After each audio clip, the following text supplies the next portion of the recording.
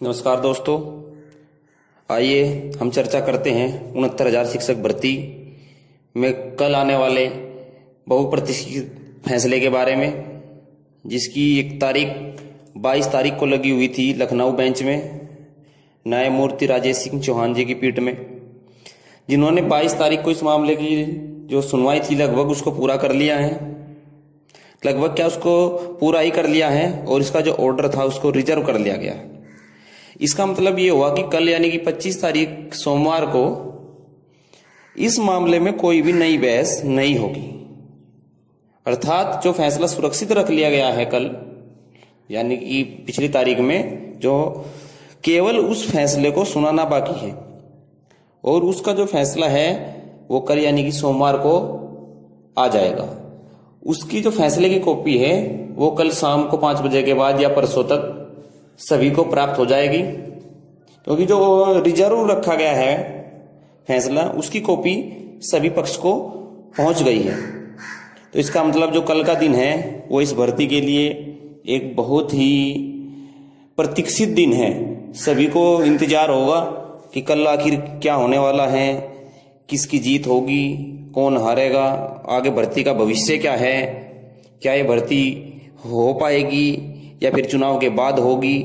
इन सभी चीजों को लेकर सभी इंतजार कर रहे हैं, और होना भी क्यों ना हो, सभी को इंतजार रहता है जब भी कोई तारीख होती है कि आखिर इस तारीख में क्या होगा। तो जो चीजें होनी थी, जो भी दलीलें दी जानी थी, जो भी बहस होनी थी, वो तो 22 तारीख को हो चुकी है। अब तो जो है केवल फैसला आना बाकी है, और जो फैसला है वो कल यानी कि सोमवार को निश्चित रूप से आ जाएगा। तो अब हम इस जो कल पर ये पिछली तारीख में सुनवाई हुई 22 तारीख को, उसके बारे में थोड़ी सी चर्चा कर लेते हैं कि किन किन मुद्दों पर सुनवाई हुई और क्या संभावित फैसले आ सकते हैं। ये सबसे पहले मेन जो क्वेश्चन है, जो बहस का मुद्दा था शिक्षा मित्र पक्ष की तरफ से कि बीएड वालों को इलीगल रूप से इस भर्ती में शामिल किया गया है। तो जो बीएड वाले हैं उनको इंतजार ये है कि क्या बीएड वाले इस भर्ती से बाहर हो जाएंगे।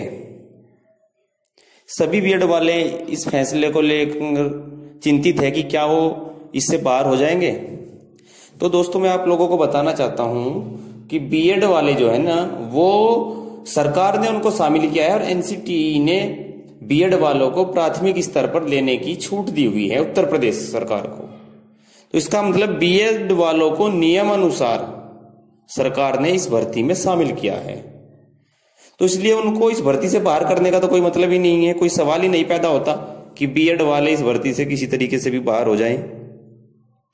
तो जो बीएड वाले चिंतित है कि क्या हम बाहर होंगे या फिर भर्ती में बरकरार रहेंगे, तो मैं उनको आश्वस्त कर देना चाहता हूं अपनी तरफ से कि वो बिल्कुल भी इस भर्ती प्रक्रिया से बाहर होने वाले नहीं है। ये फैसला आप लिख लीजिए, 100% कल यही आएगा कि बीएड वाले इस भर्ती में रहेंगे, कोई भी बीएड वाला बाहर नहीं होगा। अब दूसरा सवाल ये है कि जब वो कट ऑफ 60-65 रखी गई है वो बरकरार रहेगी या हटेगी। देखिए, ये 60-65 का जो फैसला है वो सरकार ने अपने स्तर से लिया है, क्योंकि रूल जो बनाते हैं वो कोर्ट रूल नहीं बनाता, गवर्नमेंट रूल बनाती है। कोई भी कोर्ट नियम नहीं बनाएगा, नियम सरकार को बनाने हैं, अपने तरीके से भर्ती सरकार को करनी है। इसलिए जो रूल गवर्नमेंट ने बनाए हैं कोर्ट उनको सही तरीके से पालन करने का आदेश देता है। तो इसलिए अगर 60-65 सरकार ने रखा है तो वो बरकरार रहेगा, नहीं तो हटेगा।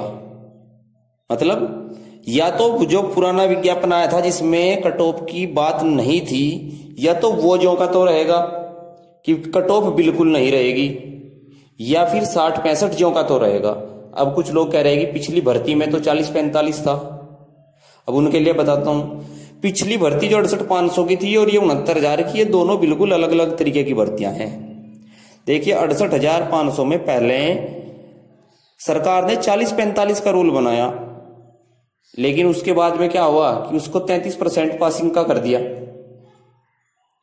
उसको चैलेंज किया गया और चैलेंज करने के बाद फिर से कोर्ट ने कहा कि जो पूर्व में विज्ञापन जारी हो चुका है जो पहले विज्ञापन जारी हो चुका, यानी 40-45 का जो विज्ञापन जारी हो चुका था, उसी के अकॉर्डिंग भर्ती की जाए।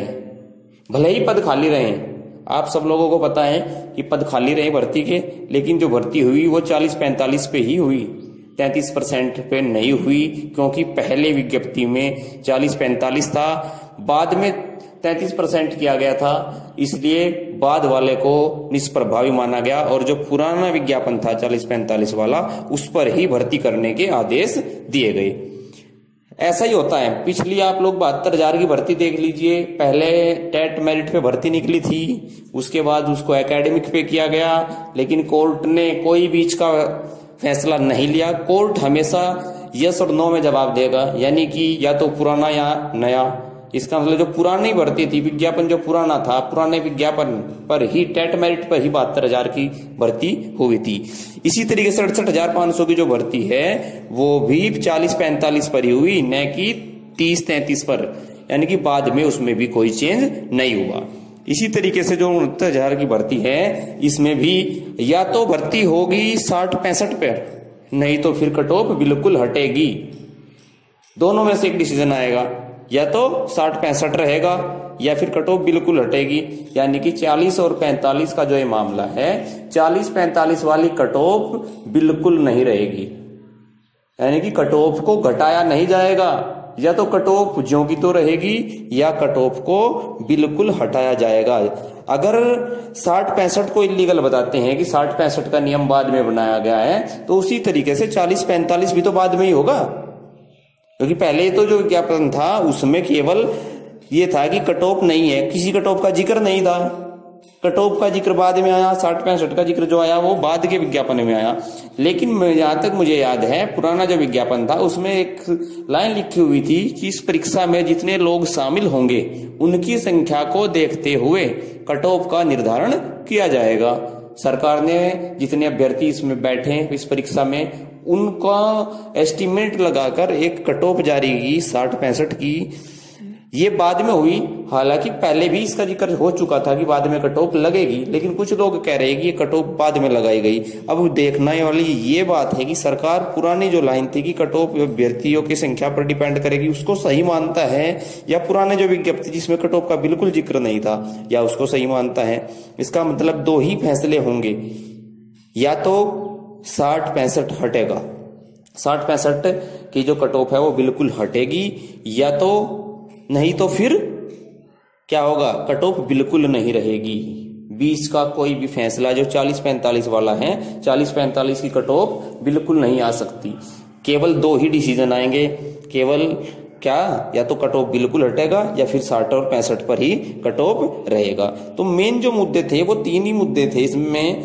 कल की जो डिसीजन आने वाला है उसमें एक तो पहला कि क्या बीएड वाले भर्ती के अंदर रहेंगे, तो मैं बीएड वालों को बिल्कुल अपनी ओर से निश्चित रूप से आश्वस्त करना चाहता हूं कि बीएड वाला कोई भी अभ्यर्थी इस भर्ती से बाहर नहीं होगा, नंबर 1। नंबर 2, दूसरी बात ये कि क्या 60-65 हटेगी या रहेगी, तो मैं बताना चाहता हूं कि ये कोर्ट के विवेक पर डिपेंड करता है कि कोर्ट पुरानी विज्ञप्ति जिसमें कट ऑफ का जिक्र नहीं था उसको सही मानता है, या बाद की जो विज्ञप्ति सरकार ने निकाली, क्योंकि सरकार के हाथ में है हर एक नियम बनाना। तो सरकार ने नियम भर्ती निकालने से पहले, जिले वाइज भर्ती निकालने से पहले कट ऑफ लगा दी। इसका मतलब कि यह है कि 60-65 भी लीगल नहीं है। तो अब ये कोर्ट पर डिपेंड करेगा कि वो पुराने विज्ञापन को उसको सही माने या इसको माने। दूसरी बात, क्या 40-45 होगी? कट ऑफ बिल्कुल नहीं होगी। 40-45 का कोई मतलब नहीं बैठता। अगर 60-65 इलीगल है तो 40-45 कहां से सही हो गई? 40-45 तो हम अपने फायदे के लिए ढूंढ रहे हैं कि हम भी पास हो जाए और हम लोग ज्यादा से ज्यादा शामिल हो जाए। तीसरी बात आती है कि क्या कट ऑफ हट सकती है?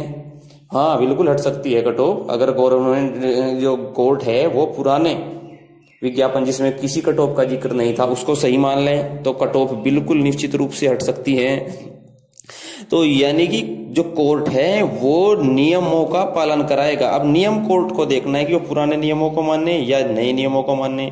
अब जो जस्टिस थे, न्यायमूर्ति थे राजेश सिंह चौहान जी, उन्होंने लगभग पूरे मामले को सुन लिया है, अपना फैसले पर वो पहुंच चुके हैं। फैसला की केवल रिटन कॉपी, लिखित ऑर्डर कल शाम को 5 बजे के आसपास आ जाएगा कल शाम को, नहीं तो परसों तक सभी के हाथ में डिसीजन होगा, सबको पता चल जाएगा। हम भी जैसे ही कुछ पता चलेगा नेक्स्ट वीडियो में आपके सामने होंगे, आप लोगों को बताएंगे कि कल इसमें क्या क्या फैसले हुए। इसलिए कल जो कोर्ट की कार्रवाई है, कोर्ट का जो ऑर्डर है, उसके बारे में जानने के लिए हमारे चैनल को सब्सक्राइब कीजिए। और सबसे पहले अब इस बहुप्रतीक्षित फैसले की आपके पास में ऑर्डर होगा, हम आप लोगों को बताएंगे कि कल क्या क्या ऑर्डर में है, ऑर्डर के अंदर क्या क्या पॉइंट रखे गए हैं, इन सब चीजों पर कल से फिर से चर्चा होगी। इसलिए चैनल को सभी अधिक से अधिक सब्सक्राइब करें। धन्यवाद।